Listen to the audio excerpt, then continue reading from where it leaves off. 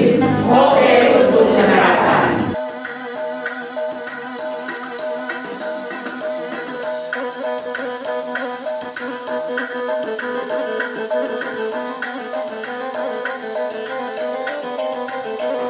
Klasik enzim.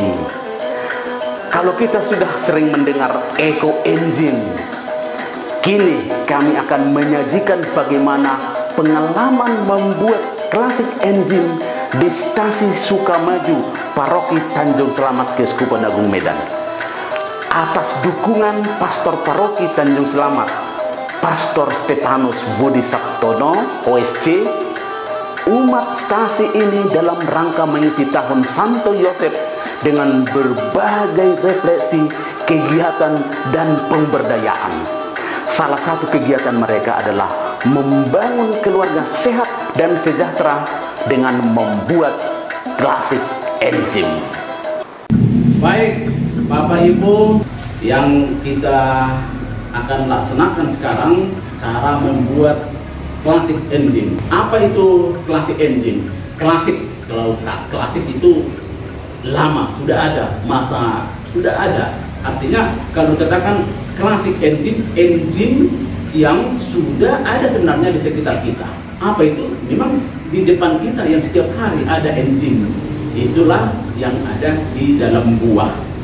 Hanya kita mau mengolah enzim itu dengan cara fermentasi.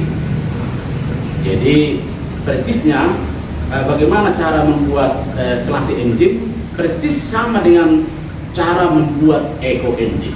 Maka kalau kita membuat ekoenzim, formulanya 1, 3, 10.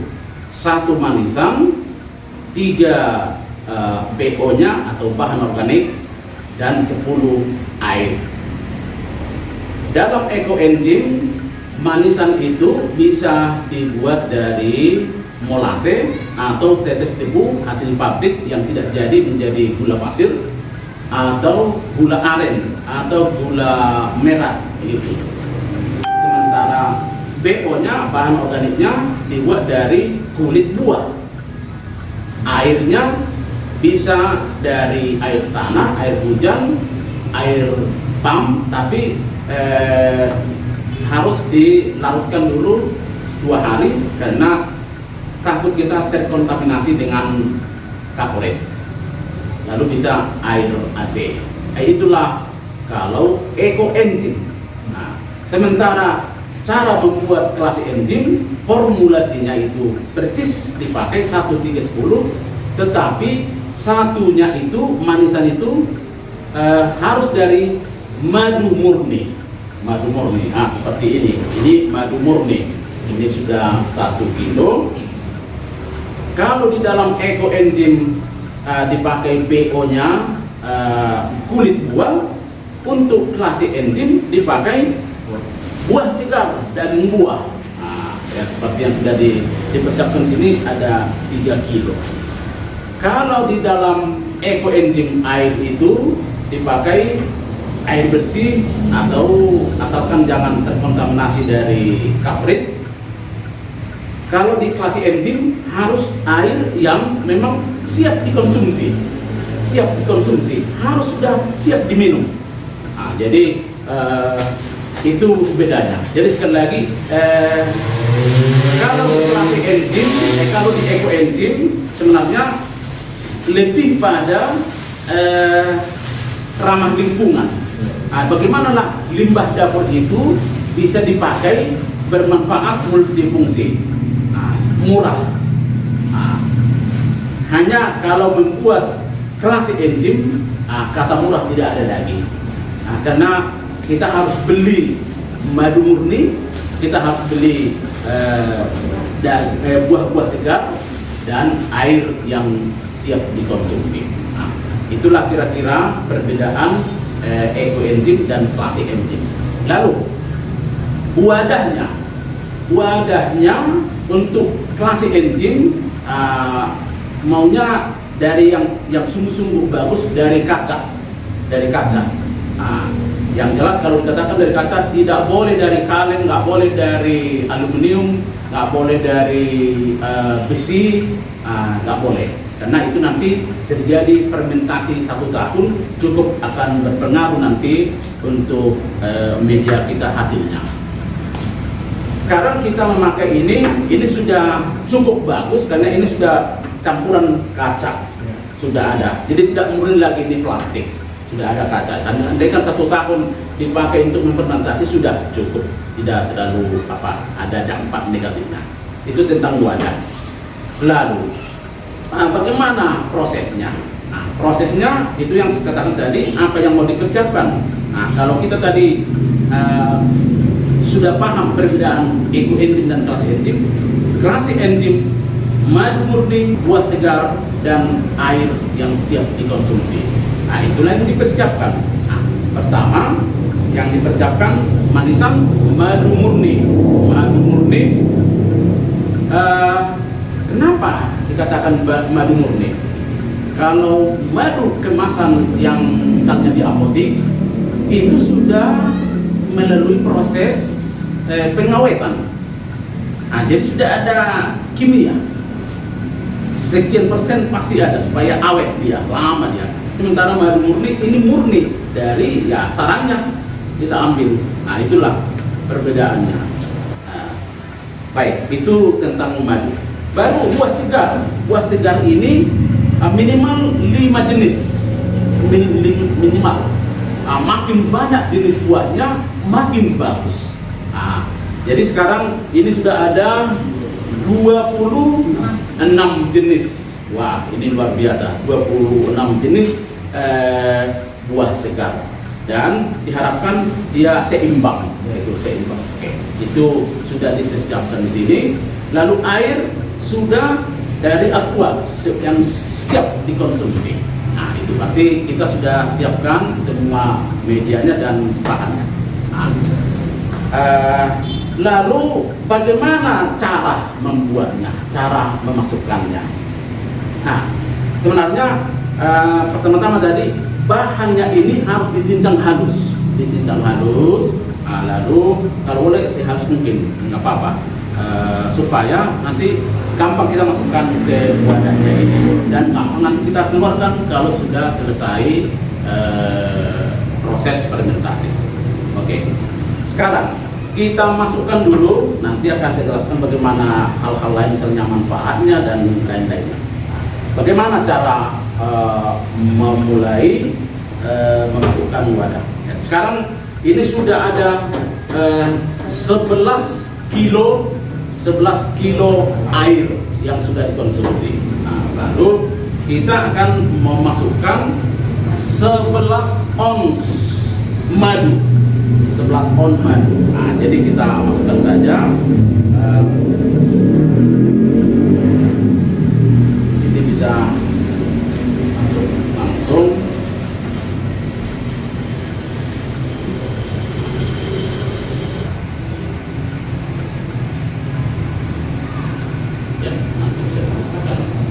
Baik, sudah masuk ini madu dan air 11 kilo, madu 11 on.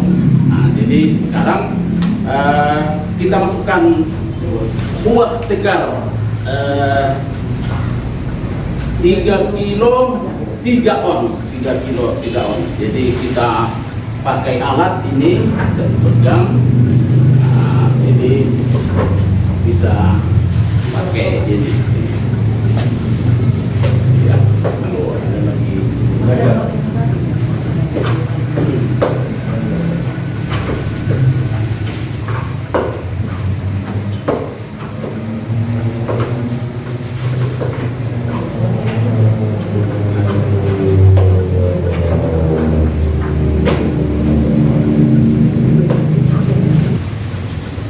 Oke, jadi sudah selesai. Sudah kita masukkan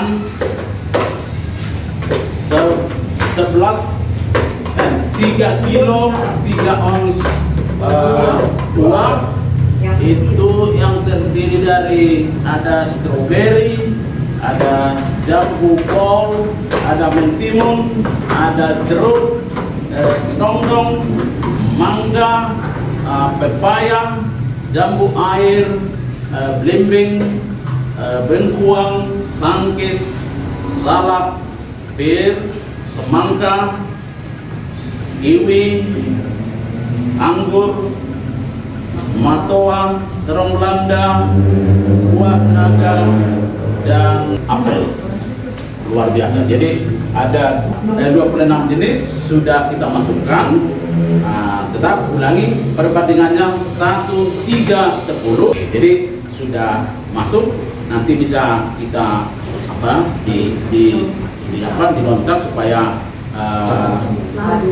madunya itu tercampur secara merata ya, gitu. Oke, lalu lanjutannya begini, kita fermentasi selama 1 tahun. Selama 1 tahun, selama 6 bulan. Bagi orang yang tidak tahan bisa dicicipi sedikit-sedikit, tapi kualitasnya belum maksimal. Nanti akan saya jelaskan apa manfaat klasik enzim ini. Sesudah seperti ini, sudah selesai. Ingat, 20% wadahnya harus kosong. Ini kurang lebih sudah cukup ini 20%. Untuk ruang gasnya selama 1 bulan nanti sebagai sebelum kita keluarkan. Ini adalah 20%. Oke. Sesudah seperti ini, karena fermentasi ini akan mengeluarkan gas. Biasanya bulan pertama dia akan mengeluarkan gas dari proses awal, mulai pembusukan. Lalu bulan kedua akan terjadi pembusukan sempurna, dan bulan yang ketiga sampai 1 tahun dia memproses klasik enzimnya itu, dan makin lama makin bagus. Kalau katakan tadi minimal 1 tahun, 9 tahun bisa, 10 tahun bisa. Makin lama makin berkhasiat. Oke. Jadi untuk mengontrol gasnya, kita harus persiapkan selang kecil, dan kita lem di ujung atau di tutup aqua ini, dan pastikan dia tidak keluar angin, dan juga sama dengan di sini. Lalu kita masukkan, tutup rapat. Selang ujungnya yang di sini tergantung di udara yang kosong di sini. Sementara selang yang di sini harus kena air. Oke. Apa artinya? Kalau ada di sini gas, dia otomatis keluar dan akan menembus air. Dia akan menembus air, maka gasnya itu akan keluar. Sementara udara tidak mungkin menembus air dan tidak mungkin masuk ke sini. Karena proses fermentasi ini adalah anaerob, tanpa udara, anaerob. Kenapa anaerob? Kalau kita buka ini terus dibuka, akan masuk bakteri yang baru, maka bisa mengganggu proses fermentasi yang kita harapkan. Kalau masuk bakteri yang baru, nanti kita lihatlah nanti akan ada jamur-jamur yang warna hitam, warna biru, atau warna merah. Padahal fermentasi yang bagus, jamur yang di atas ini nanti akan menjadi putih. Kalau di luar putih berarti sudah salah. Jadi nanti kita perhatikan 3 hari nanti sudah ada jamurnya yang putih. Apalagi 1 bulan nanti akan tebalnya jamurnya. Dan kita harapkan harus warna putih. Kalau warna hitam atau warna biru atau coklat, berarti udara masuk, jamur-jamur yang baru masuk, dan dia langsung mati. Itulah bangkainya. Ya, karena akan mati dia, karena sudah mulai fermentasi dari bawah, akan nggak mungkin masuk ke sini. Dia akan dibunuh, maka mati sendiri, maka terjadi warna-warna baru. Oke.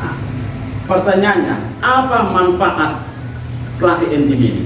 Manfaatnya yang pertama, klasik enzim ini bisa mempermudah proses metabolisme tubuh. Metabolisme artinya mengolah, memproses makanan minuman yang masuk dalam tubuh. Nah, proses yang bagus ya, apa yang kita makan ya menjadi vitamin, menjadi tidak mengganggu kesehatan kita. Yang salah pada proses metabolisme, makanan yang kita makan menjadi kolesterol, menjadi asam urat, menjadi kanker. Nah, itulah yang salah metabolismenya. Juga pankreasnya salah atau ginjalnya salah. Nah, dengan adanya klasi enzim, proses metabolisme itu akan dibantu dalam tubuh kita, dan makanan minuman bisa menjadi diproses dengan baik dan hasilnya baik untuk tubuh kita. Yang kedua, selain mempermudah proses metabolisme, juga menambah imun. Jadi kekuatan kita, kalau kita dengar kenapa orang kena COVID, karena imunnya turun. Imunnya turun. Kenapa imunnya turun? Mungkin kurang minum, kurang istirahat, capek, dan banyak pikirannya, imunnya turun. Jadi klasi enzim bisa menaikkan imun kita sewaktu-waktu. Lalu yang ketiga, mencuci darah putih, darah merah. Jadi kalau orang yang sehat, ya memang darahnya yang sehat akan segar. Darah orang yang tidak sehat bisa ngantuk-ngantuk. Maksudnya udara kosong, kurang peredaran udara kosong, tidak berjalan dengan baik, maka dia akan ngantuk-ngantuk, maunya tidurlah, jangan kerja. Itu tanda-tanda yang tidak sehat. Lalu yang keempat, ini yang luar biasa, mengadakan proses detoksifikasi. Membuang zat-zat racun atau toksin yang ada dalam tubuh kita. Dari mana racun itu? Dari makanan, dari minuman, dari makanan misalnya Indomie, pot mie, makanan kotor, minuman yang kotor, banyak racun-racun. Buah-buah yang kita makan yang sudah disemprot dengan pestisida pasti ikut kita makan. Sayur yang sudah disemprot dengan pestisida pasti kita makan. Maka itu akan tergantung ketahanan tubuh manusia. Kalau ketahanan tubuhnya sangat lemah, dia akan menjadi racun dan bisa menjadi kanker. Itulah yang mau dibasmi klasik enzim ini. Karena dengan tenaga 26 jenis buah yang sudah diproses menjadi enzim luar biasa. Lalu berapa takarannya dan kapan dikonsumsi? Takarannya hanya 2 sendok makan yang bisa dikonsumsi per hari, dan itu hanya pagi sebelum atau sesudah makan pagi. Hanya 2 sendok makan, itu dicampur dengan air hangat 1 gelas, lalu dikocok dan diminum. Kalau dia sudah divonis atau penyakit kanker atau ada kelainan yang lain, maksimal dia 3-4 sendok per hari. Misalnya penyakit kanker, bisa dia dibuat 2 kali lipat dosisnya. Demikian fungsi dan manfaat klasik enzim ini.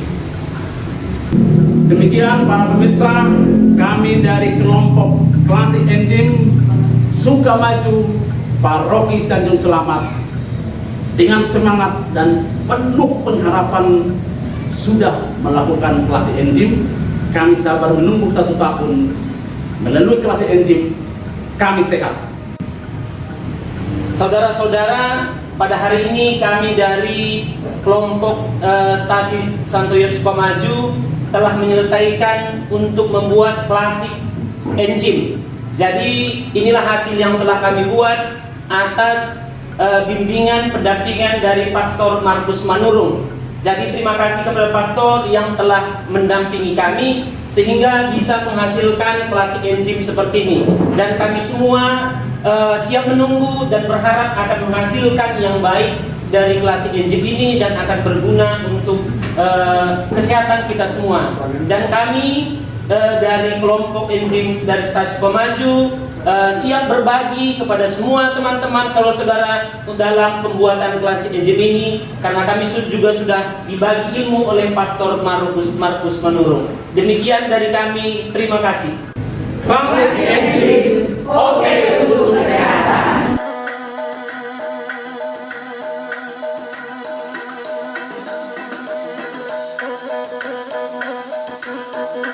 Ku